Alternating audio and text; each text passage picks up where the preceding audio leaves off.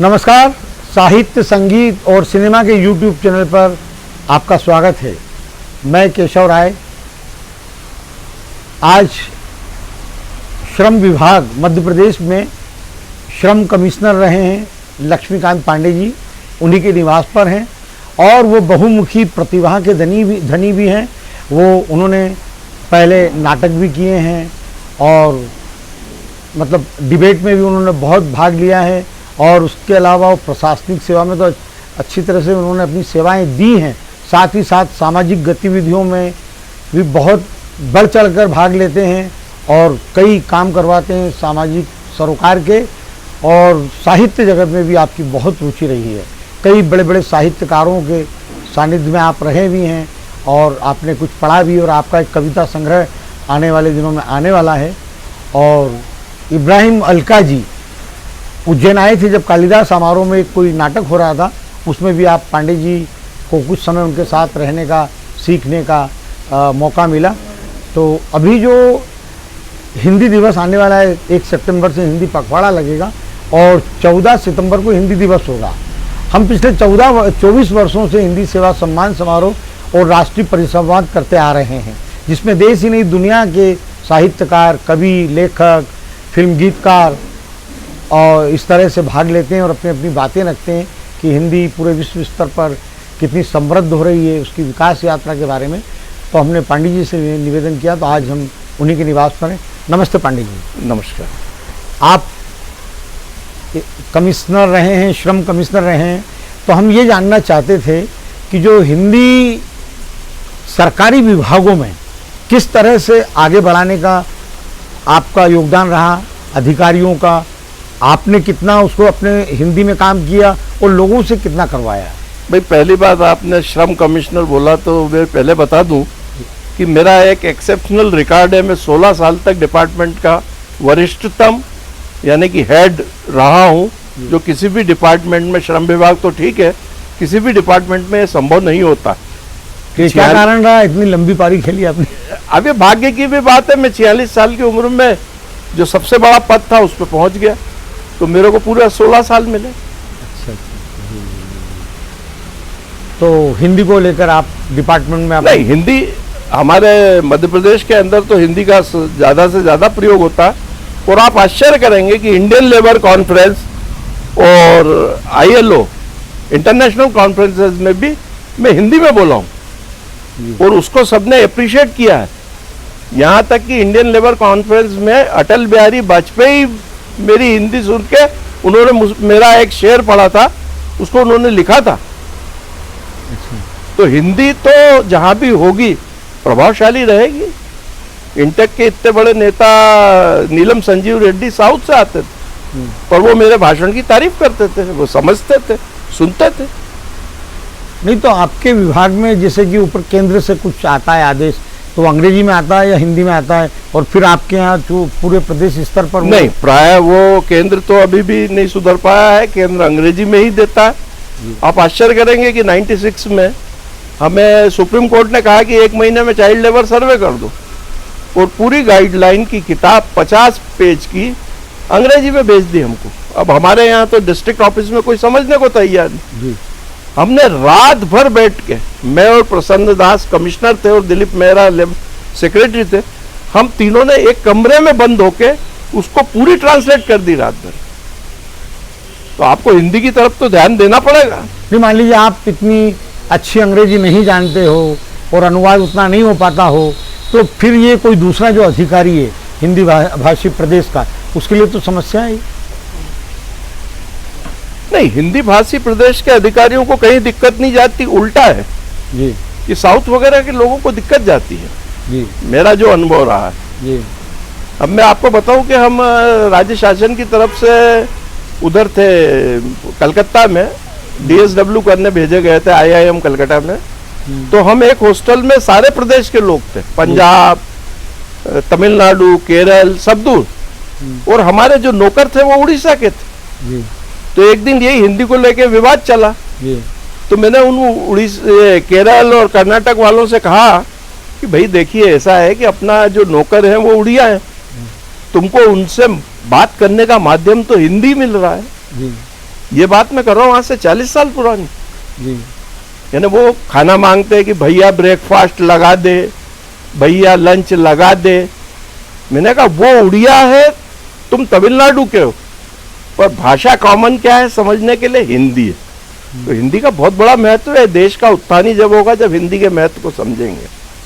नहीं तो अपन ये मान के चलें कि जैसे प्रशासनिक अधिकारियों का हिंदी को बढ़ाने में या फैलाने में कुछ अच्छी मुख्य भूमिका है, या वो प्रयास कर रहे हैं या बिल्कुल नहीं कर रहे हैं? मेरी नज़र में तो ये प्रयास बहुत कम दिखता है। जी पर अपने मध्य प्रदेश में तो प्राय सभी हिंदी में, पर हिंदी का क्वालिटी उतनी अच्छी नहीं होती है। जी हिंदी में जो गुणवत्ता आनी चाहिए।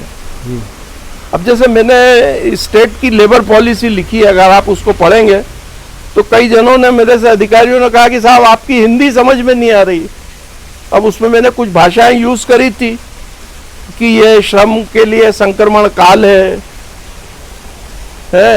आम बोलचाल की भाषा नहीं थी, आम उसमें मतलब थोड़ी साहित्यिक थी। संस्कृत थी क्या? संस्कृत थी? संस्कृत नहीं थी, हिंदी। जी अब संक्रमण कोई हिंदी तो इंग्लिश थोड़ी होता है भाई।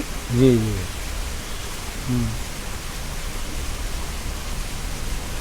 तो हम ये मान के चलें कि अधिकारियों से हिंदी को इतना फायदा नहीं हुआ? नहीं है, पर अधिकारियों को भी तो अपनी हिंदी उतनी अच्छी करनी पड़ेगी।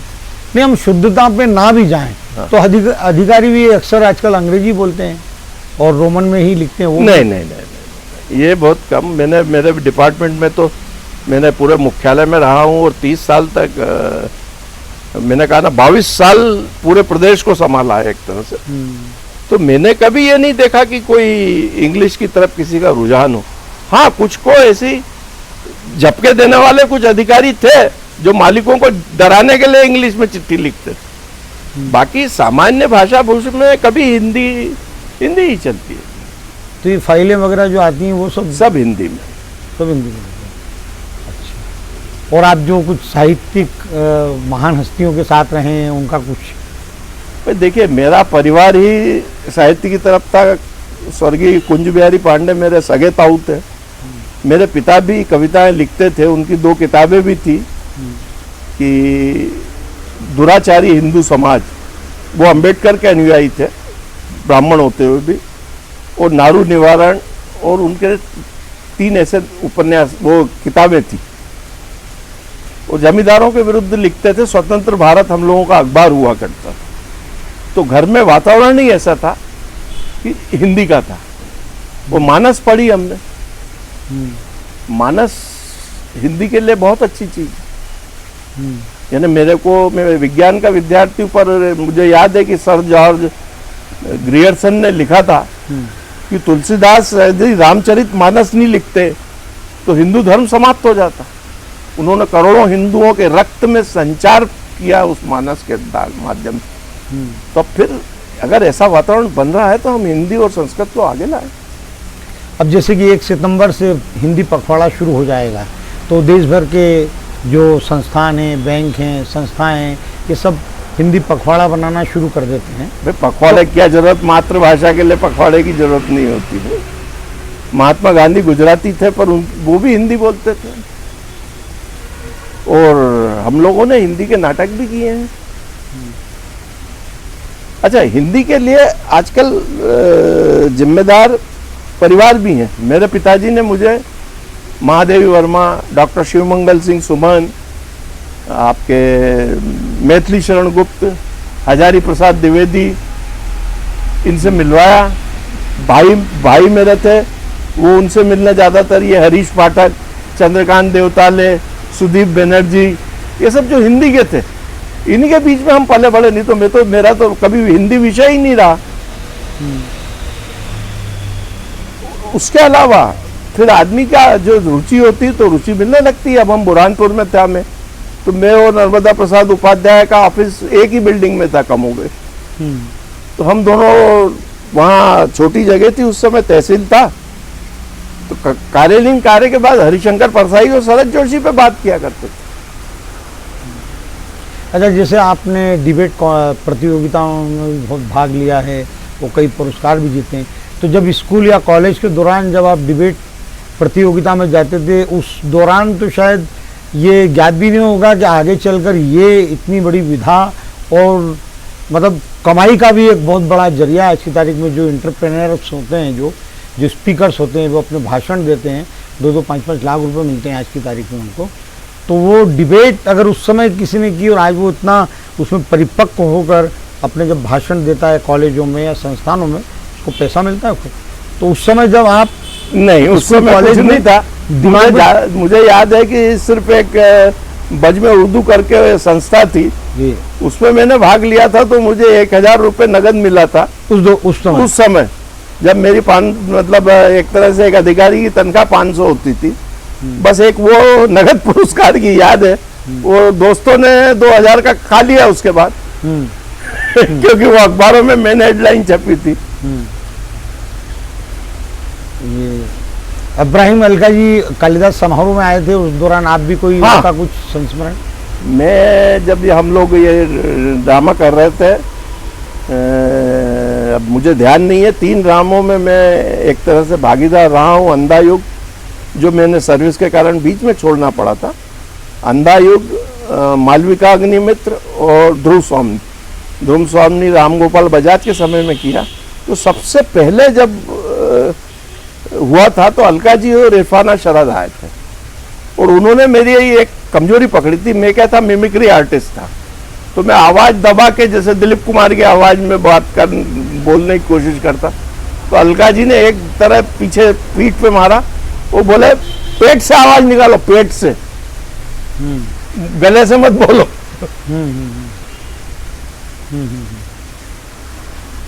तो सरकार का हिंदी को बढ़ाने में क्या योगदान है, या सरकार प्रयास कर रही है कि नहीं कि हिंदी आगे बढ़े? सरकार का तो प्रयास रहता, पर ऐसा कोई दबाव नहीं रहता।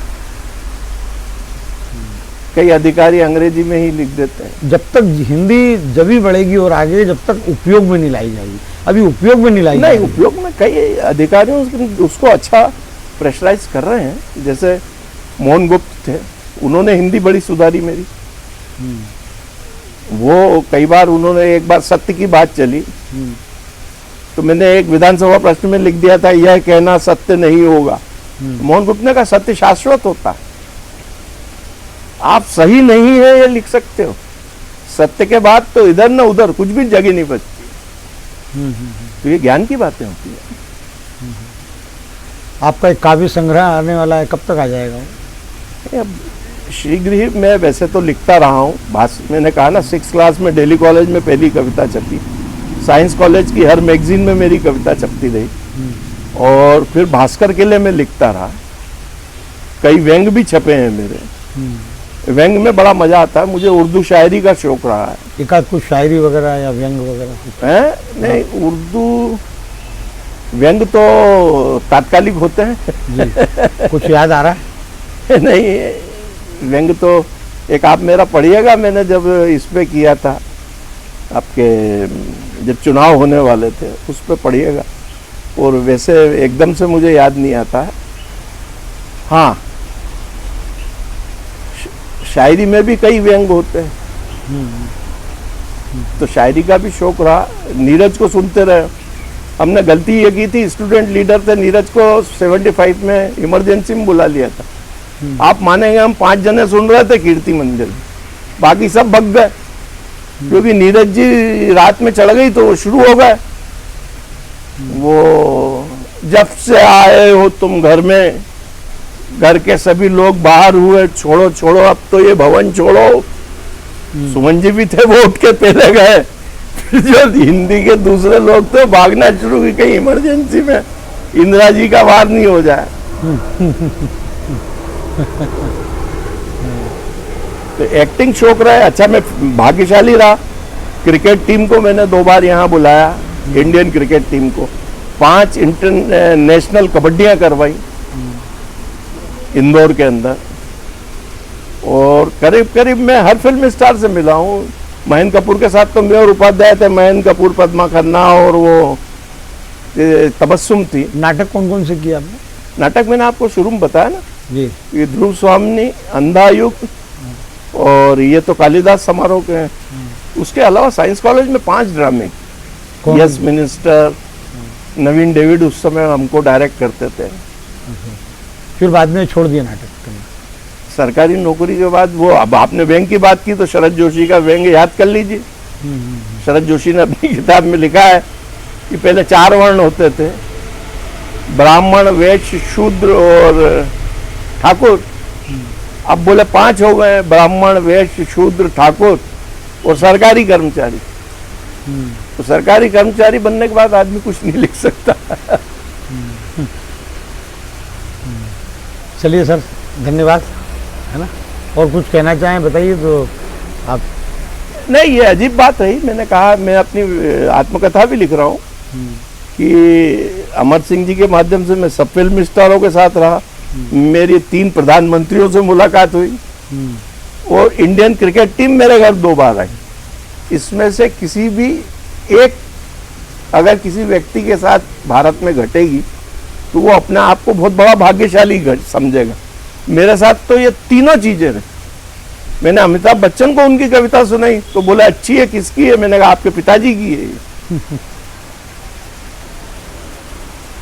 हम अशोका होटल में उनकी पार्टी थी, मुझे याद है।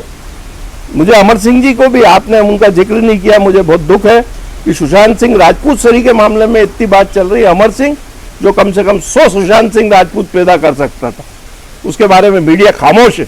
यानी मीडिया आपका गिद्ध है, जहां पैसा मिलेगा वहां छापता है। उस आदमी की पार्टी में मैं जब गया था तो मैंने अमिताभ बच्चन सबसे पहले हाथ जोड़े खड़े थे और ये सुब्रतो राय खड़े थे और अनिल अंबानी खड़े हुए थे और अंदर ये आपके संजय दत्त, अभिषेक और ये आपका अजय देवगन, ये तीनों हाथ जोड़े खड़े थे। और कौन सा स्टार नहीं था इन खान बंधुओं को छोड़कर।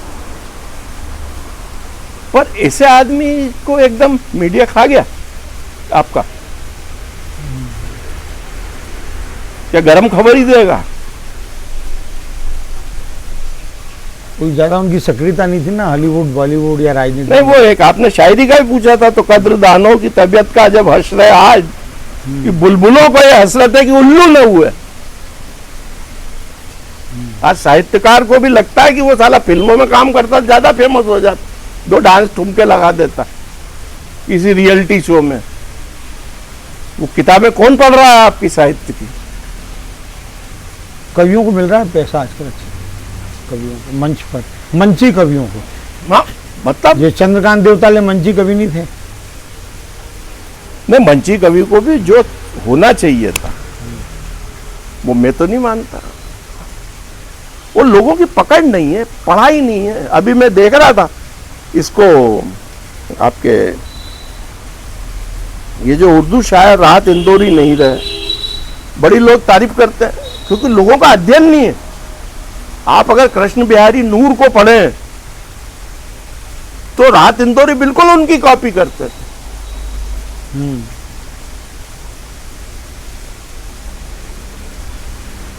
चलिए साहब, धन्यवाद फिर पांडे जी। धन्यवाद। तो आप सुन रहे थे लक्ष्मीकांत पांडे साहब को, जो सरकारी नौकरी में भी रहे हैं, साहित्य में भी हैं, नाट्यकर्मी भी रहे हैं और इसी तरह से वो अपनी यात्रा कर रहे हैं। और अब उनका काव्य संग्रह आने वाला है, वो बहुत जल्दी आपको पढ़ने को मिलेगा। धन्यवाद।